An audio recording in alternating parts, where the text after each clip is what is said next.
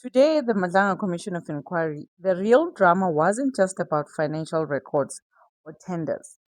It was the growing clash between the commission and the legal team representing businessman Suleiman Karim.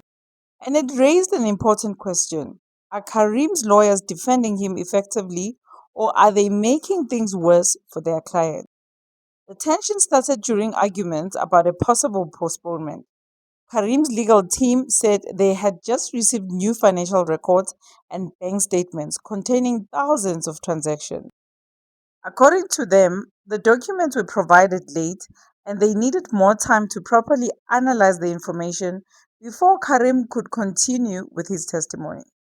But during that exchange, Advocate Rafiq Pana suggested that the Commission might already have been prejudiced against their request to delay proceedings. That suggestion immediately sparked a sharp response from the chair of the Commission, Justice Mbuyiseli Madanga. So you're tendering a conditional what you put apology. to me as well, that the recording will reflect what happens. What's good for you is good for me. So I'm not accepting the so-called apology. Thank you very much. Any further submissions? No, I did say if I misunderstood. I'm saying I'm not. Let's step off that. I'm saying I'm not accepting it. So let's step off that. Any further submissions? No further. Thank you very much. After the early confrontation, the attention shifted to the apology from Karim's lawyer, Rafiq Pana. The commissioner, Justice Mbuyiseli Madlanga, had already rejected the so-called apology once, showing just how tense the room had become. But after clarification, the commissioner accepted the apology as unconditional. When you made the statement, and what you correctly pointed out is you said, if we are not inclined to adjourn.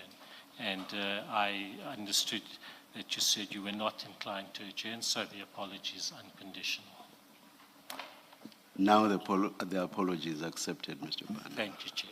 Thank you.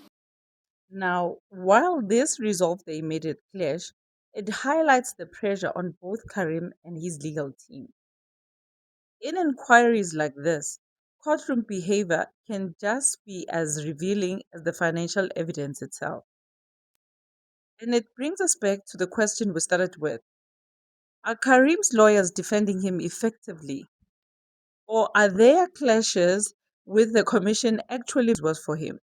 With that being said, I will see you in the next one. God bless you. Ciao.